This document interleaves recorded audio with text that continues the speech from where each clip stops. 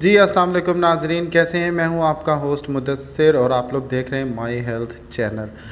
जैसे कि नाजरीन, डॉक्टर्स इंटरव्यू में हमने आपसे वादा किया था कि हम डिफरेंट डॉक्टर्स के इंटरव्यू लेकर आएंगे।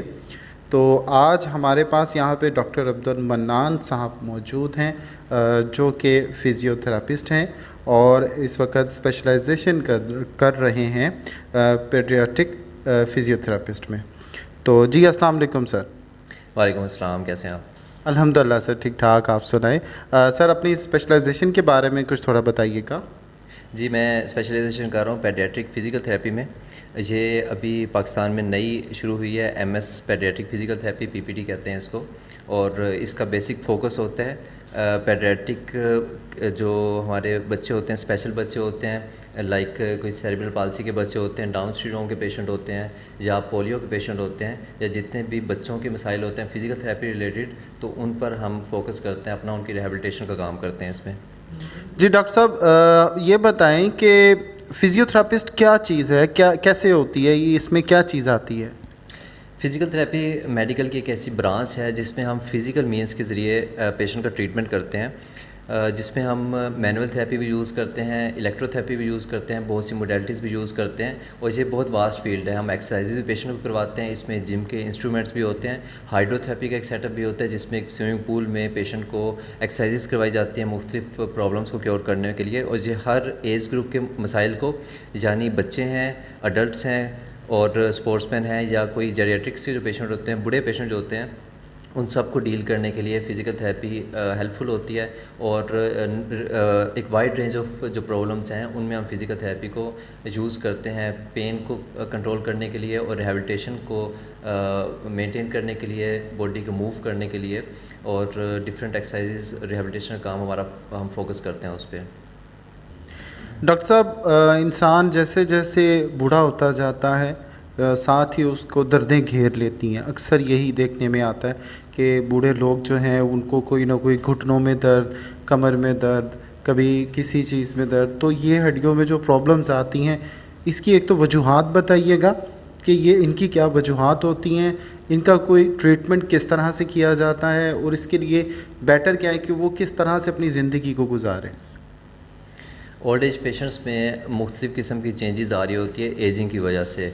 और इन चेंजिंग में एक बेसिक प्रॉब्लम हमें पेन का होता है, हमारे मुख्तलिफ मस्कुलर और जो बोनी या जॉइंट पेन जिसको हम कहते हैं, वो हमें शो होना शुरू हो जाते हैं ओल्ड एज में। लाइक आर्थराइटिस के केसेस होते हैं, ओस्टियोपोरोसिस, ओस्टियो आर्थराइटिस, या अक्सर ऐसा हम देखते हैं कि कोई ओल्ड एज पेशेंट अगर गिर जाते हैं तो उनमें इंजरी के चांसेस बढ़ जाते हैं, या और भी जो हमारे इंटरनल ऑर्गन्स के जो प्रॉब्लम्स होते हैं वो एजिंग की वजह से ज़्यादा बढ़ जाते हैं, इम्यूनिटी कम हो जाती है ओल्ड एज पेशेंट्स में।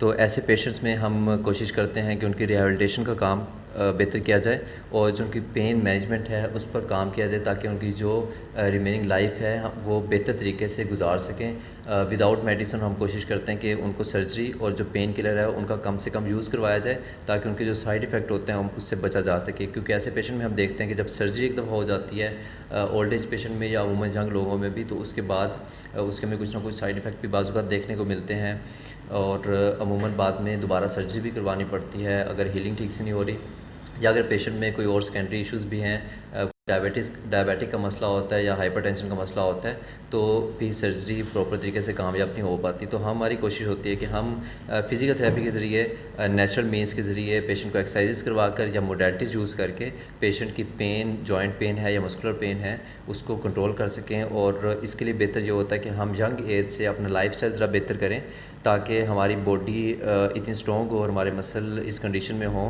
कि हमारी जो आगे चल के आने वाले मसाइल हैं हम उनको वक्त पर ही कंट्रोल कर सकें। डॉक्टर साहब, क्या लाइफस्टाइल के अंदर क्या चेंजिंग्स करनी चाहिए हमें कि उनको बुढ़ापे में जाकर जो है वो इन पेन का सामना ना करना पड़े। तो ऐसी क्या जो है वो अपने लाइफस्टाइल के अंदर तब्दीली करें। आपने बहुत इंपॉर्टेंट सवाल किया है। हमारा आजकल जो सोशल मीडिया का दौर है, इसमें हमारा लाइफस्टाइल कम्प्लीटली चेंज हो गया है कि हमारी आउटडोर एक्टिविटीज़ जो हैं वो ख़त्म हो गई हैं और इंडोर एक्टिविटीज़ में हम सारा दिन मोबाइल यूज़ करते हैं या लैपटॉप पैड्स वगैरह यूज़ करते हैं।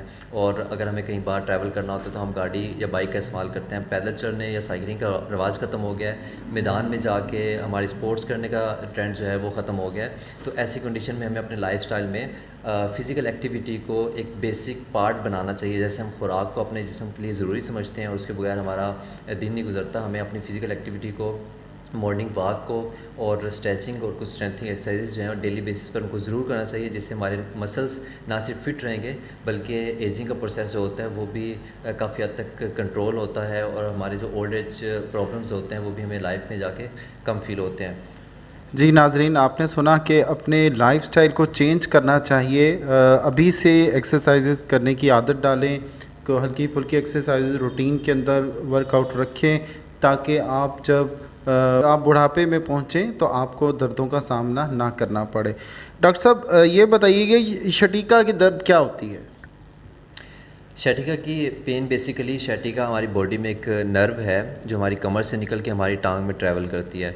इस शैटिका एक जर्नल टर्म है, इसकी रीज़न्स मुख्तलिफ हो सकती हैं। हमारे मसल की टाइटनेस हो सकती है या हमारे जो वर्टिब्राज हैं उनका कोई प्रॉब्लम हो सकता है। अगर डिस्क अपनी जगह से हिल जाती है या डिस्क हमारी शैटिका नर्व को डिस्टर्ब कर रही होती है, हमारे मसल जो हैं वो टाइट हो जाते हैं या शैटिका नर्व पर कंप्रेशन अप्लाई कर रहे होते हैं, उसकी वजह से हमें शैटिका पेन होता है। और अमूमन इसकी कंप्लेंट ये होती है कि हमारे कमर के निचले हिस्से से पेन निकलता है और पेन निकलने के बाद हमारी टांग में ट्रैवल करता है। अमूमन पेशेंट कंप्लेंट करता है कि बैक ऑफ द लेग में पेन ट्रैवल कर रहा है और बाजुकात ये हमारी हील तक आता है। और इसके अलावा पिरिफॉर्मिस सिंड्रोम एक होता है जिसमें हमारा हिप रीजन से पेन ट्रैवल करता है और नीचे टांग में बैक ऑफ द लेग में ट्रैवल आता है। उसकी रीज़न भी शैटिका ही होती है। शैटिका नर्व की कंप्रेशन हो रही है पिरिफॉर्मिस मसल की वजह से, तो उसको हम कलेक्टिवली शैटिका पेन कहते हैं। डॉक्टर साहब, इसका इलाज किस तरह से होता है? क्या इसका लिए ऑपरेशन ज़रूरी होता है या एक्सरसाइजेज के थ्रू या मेडिसिन के थ्रू ठीक किया जा सकता है? क्या लिमिट होती है कि अगर इस चीज़ को पहले से जो है इसकी एहतियात करनी हो तो वो क्या एहतियात कर सकते हैं हम? पहले हम बात इसकी करेंगे एहतियात की। एहतियात में ज़रूरी होता है कि हम अपनी एक पोस्चर को बेहतर रखें। उसके बाद अपनी जो फ़िज़िकल एक्टिविटी है या एक्सरसाइज है उनको ऐसा करें कि हमारी जो बैक की स्ट्रेंथनिंग एक्सरसाइजेज हैं हम उन पे फोकस करें, जिससे शैटिका का प्रॉब्लम हमें कम होगा। और अगर हो जाता है तो ऐसी कंडीशन में फ़िज़िकल थेरेपी एक बेस्ट ऑप्शन है, एक बेस्ट ट्रीटमेंट प्लान है फ़िज़िकल थेरेपी में शैटिका पेन के लिए, जिसमें हम विदाउट सर्जरी और विदाउट पेन किलर्स और मेडिसन हम पेशेंट की शैटिका पेन को ट्रीट करते हैं। इसका साइड इफ़ेक्ट कोई नहीं होता। हम पेशेंट को कुछ मोडेलिटीज़ यूज़ करते हैं उनकी पेन कंट्रोल करने के लिए अर्ली स्टेजेस में, और उसके बाद हम रेगुलर बेसिस पे पेशेंट को कुछ एक्सरसाइजेज रिकमेंड भी करते हैं और उनको अपनी निगरानी में क्लिनिक पर करवाते भी एक्सरसाइजेज। और उन एक्सरसाइज को प्रैक्टिस करने से पेशेंट को चंद विज़िट में अर्ली स्टेजेस में, और अगर क्रॉनिक पेन है तो कुछ वीक्स में शैटिका से कंट्रोल हो जाती है पेन उसकी। अच्छा डॉक्टर साहब, ये जो अक्सर घुटनों में दर्द या कमर में दर्द, आजकल यंग लड़कों में भी बड़ा ये चीज़ आ रही है कि कमर दर्द बहुत रूटीन में लोगों के हो रहा है या गर्दन में दर्द हो जाता है, और इसके लिए क्या करना चाहिए? और ये यंग लोगों के अंदर एकदम इसका इतना ज़्यादा रुझान क्यों है? क्या रीज़न है उसकी? आपने पेन का मेंशन किया, बैक पेन का और नी पेन का। स्पेशली आपने मेंशन किया कि यंग लोगों में क्यों हो रहा है आजकल के दौर में। तो इसकी, जैसे मैंने पहले मेंशन किया था कि एक तो हमारा पोस्चर ठीक नहीं होता। हम लोग ज़्यादा जब मोबाइल यूज़ करते हैं या अपना होमवर्क कर रहे होते हैं लैपटॉप पर या स्टडी कर रहे होते हैं, जब हम कोई वेट लिफ्ट करते हैं, लोग जिम में एक्सरसाइज करते हुए उनका पोस्चर गलत होता है तो उनको पेन निकल आता है। इसके साथ साथ हमारी एक्टिविटीज़ कुछ ऐसी हैं जिससे हमारा जो पेन है बैक का या नी का पेन निकलता है। इसके अलावा पेन की मुख्तलिफ काजेज़ हो सकती हैं। लाइक हमें नी के अगर इंजरी होती है तो ऐसी कंडीशन में भी हमें नी में पेन आ रहा होता है। तो इसको काउंटर करने के लिए, इसको कंट्रोल करने के लिए हम ये रिकमेंड करते हैं पेशेंट को कि आप अपनी बैक की स्ट्रेंथिंग पर फोकस करें, अपनी बैक की स्ट्रेचिंग एक्सरसाइज करें, उसके बाद उनकी स्ट्रेंथिंग करें और अपने पोस्चर को, डेली पोस्चर को आप मेंटेन करें। लाइक अगर आप ड्राइविंग कर रहे हैं आपको कार ड्राइव करनी है तो आपका पोस्चर ठीक होना चाहिए। उसके बाद अगर आप चेयर पर बैठते हैं, आप स्टडी कर रहे हैं, आप खाना खा रहे हैं, जब आप बेड पर लेटते हैं तो हर एक्टिविटी का एक स्पेसिफिक पोस्चर होता है जिसको हम गुड पोस्चर कहते हैं। अगर आपका पोस्चर ख़राब होता है तो अल्टीमेटली आपको वक्ती तौर पे तो कंफर्टेबल लग रहा होता है, लेकिन इन लॉन्ग रन आपकी बॉडी का जो स्ट्रक्चर है वो भी ख़राब होता है उससे, और आपके मसल की जो वीकनेस होती है या कुछ मसल टाइट हो जाते हैं उस पर, मसल की हेल्थ पर भी आपका पोस्चर काफ़ी इफेक्ट करता है, और वो अल्टीमेटली आपकी सारी पर्सनैलिटी जो होती है उसको ख़राब करता है। और सिर्फ ओल्ड एज में जाके फिर आपके पोस्चर की वजह से और आपकी जो एक्टिविटीज़ ना करने की वजह से आपको मसाइल का सामना करना पड़ता है। अच्छा डॉक्टर साहब, ये बताएं कि अक्सर होता ये कि कोई भी पेन हुई, लाइक घुटनों में दर्द हुई या कमर में दर्द हुई या बाजू में दर्द हुई, तो लोग पेन किलर खा लेते हैं। तो डॉक्टर साहब बताएं, ये पेन किलर कैसे असर करती है, पेन किलर क्या है, और क्या ये पेन किलर किसी हद तक खानी बेहतर है, या उसकी जगह फिर बंदा क्या इस्तेमाल करे दर्द हटाने के लिए?